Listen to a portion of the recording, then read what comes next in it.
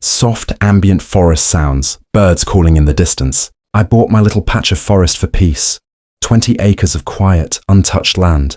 No neighbors, no noise, no HOA breathing down anyone's neck. Just pine trees, sunlight, and the sound of the wind brushing through leaves like whispers. Or at least, that's what I thought. The first time I met her, Karen, I was setting up a small solar panel near my cabin. A brand new cup of coffee steamed on a stump beside me. That's when I heard the sharp clack, clack, clack of high heels on gravel. I turned, half expecting a lost hiker. Instead, I saw a woman in a beige blazer, clutching a clipboard like a weapon. "Excuse me," she called, as if summoning a misbehaving child. "You can't install that here without HOA approval." I blinked. "HOA approval?" She nodded, lips pursed tight. "Yes, you're within the Pine Creek HOA district. All exterior modifications require authorization." Now, I'd done my research. My land was explicitly outside the HOA boundary. That's the main reason I bought it. So I smiled and said, "Ma'am, I think you've got the wrong forest." Her eyes narrowed. "We'll see about that," she snapped, scribbling something on her clipboard like she was citing me for a crime. "Expect a notice." Then she turned and stomped off, heels crunching against gravel, the sound fading into the distance like a warning shot. 2 days later, I came home to a bright yellow envelope taped to my gate. Notice of HOA violation, unauthorized solar installation. Remove immediately or face fines. It was almost comical, except for the part where they also claimed my gravel driveway violated community aesthetic standards. I called the number on the notice, half laughing, half annoyed. "You folks realize my property isn't part of your HOA, right?" The woman on the phone sighed. "If Karen filed it, sir, then it's valid." That was my first real taste of how far this was going to go. By the weekend, she'd posted private property, HOA managed signs on my fence. She even left me a pamphlet titled, "Welcome to the Pine Creek Community." That night, as the sun disappeared behind the pines, I sat on my porch, staring at those signs glowing faintly in the dark. I couldn't help but laugh, because if Karen wanted a fight, she'd just picked it with the wrong forest hermit. Camera pans slowly through the trees, faint sound of crickets, tension building. Slow morning light through the trees, the crunch of gravel under boots. The next morning, I woke up to the distant buzz of a lawnmower, which was odd. I didn't have a lawn. When I stepped outside, I saw it. A man in a neon vest riding a mower in wide, confident circles, on my land. And behind him, clipboard in hand, stood Karen. She looked proud, like she'd conquered something. "Good morning," she called. "We're just maintaining community standards. You'll get the bill next week." I walked closer, calm but tight inside. "You're mowing my forest floor," she sniffed. It looked unkempt, overgrown, against HOA landscaping guidelines. I paused. "Karen, there are no landscaping guidelines for nature." She didn't even flinch. "You'll learn to follow the rules or we'll fine you until you do." That's when I realized something. This wasn't confusion. It was control. She knew I wasn't in the HOA. She just couldn't stand that someone nearby was living free from it. So I decided to draw my own line.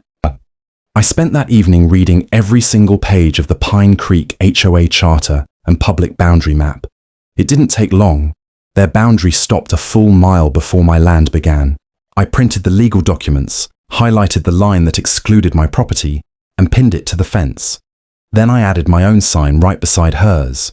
"Not HOA property, trespass and you'll be reported." The next morning, the signs were gone, torn off, only splinters left. That's when I called the county office, not to complain, but to confirm one important thing. The official on the line sounded amused. "Oh yeah, Pine Creek's been warned before," he said. "That HOA's been claiming land outside their limits for years. You're not the first." That's when a plan began to take shape.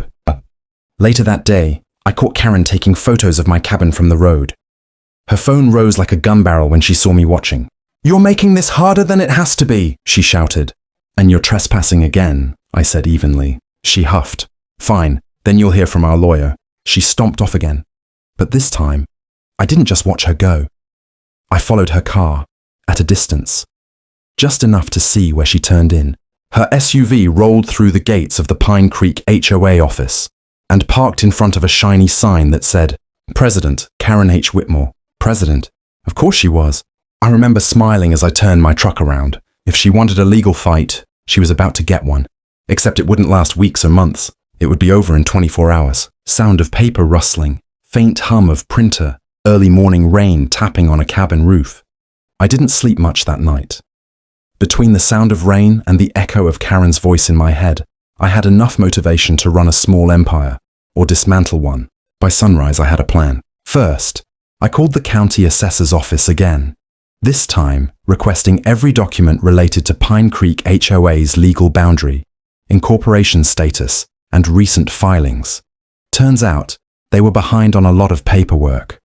Some of their filings hadn't been renewed in 2 years. Technically, their HOA status was in default, a fact the county clerk confirmed with quiet amusement. Then came phase 2. I spent the rest of the morning scanning everything: the expired filings, the HOA's overreach notices, the recorded harassment reports from other neighbors who'd been bullied into membership. All of it. I compiled the files, neatly labeled, time-stamped, and sealed. By noon, I was driving toward the Pine Creek HOA office with a folder that could end them. Karen was outside when I arrived, directing 2 men repainting a Welcome to Pine Creek community sign. She looked up, startled to see me pulling in. "Well, well," she said, smiling tight. "Finally ready to comply?" I got out of my truck slowly, calm as ever. "Actually, I'm here to help you with your paperwork problem." Her smirk faltered. "What paperwork?" I held up the thick folder.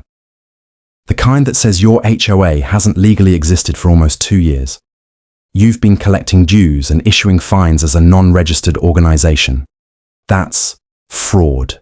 For the first time, she didn't have a quick comeback. One of her board members stepped forward, looking nervous.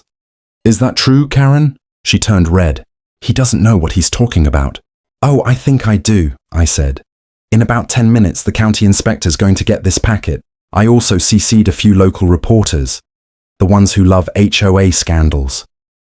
Her eyes widened. "You wouldn't—" "I already did."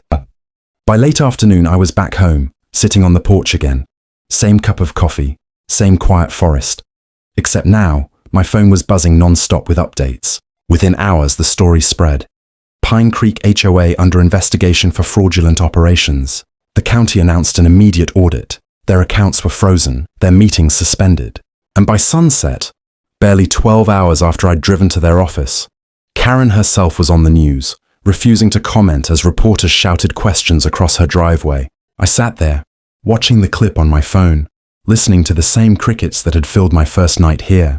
All it took was a little truth, and a lot of patience. But I wasn't done yet, not quite, because by morning, I planned to make sure the Pine Creek HOA didn't just fall apart. They'd never come back.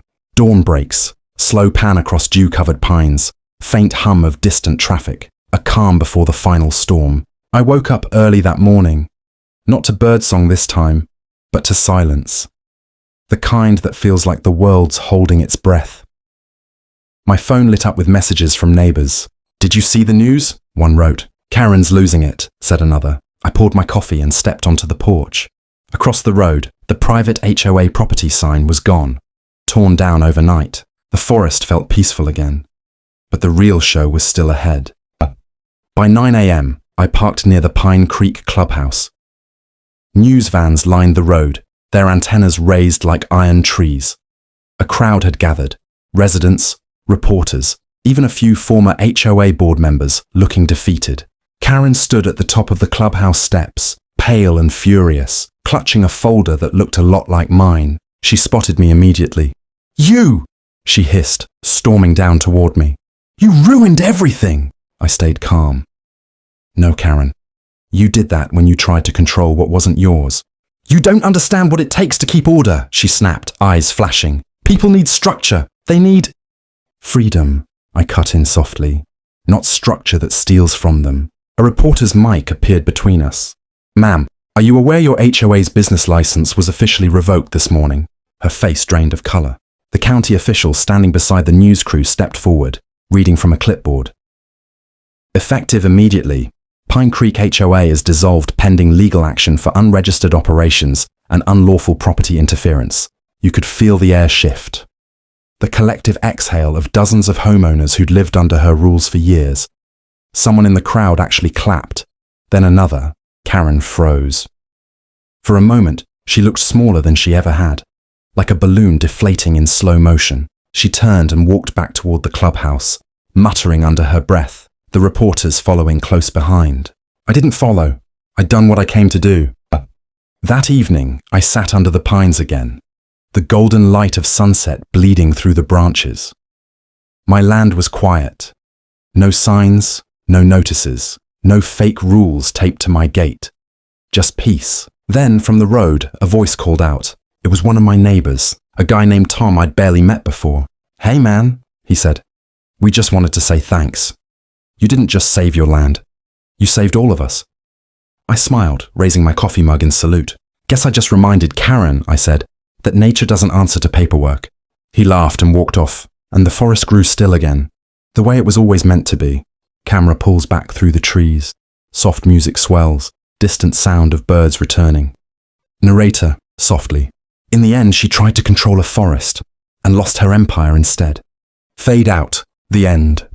Don't forget to subscribe to Only Karens for more dramatic, real-life HOA and Karen stories. Which moment impressed you the most? Let us know in the comments below. And don't forget to like the video if you enjoyed the twist.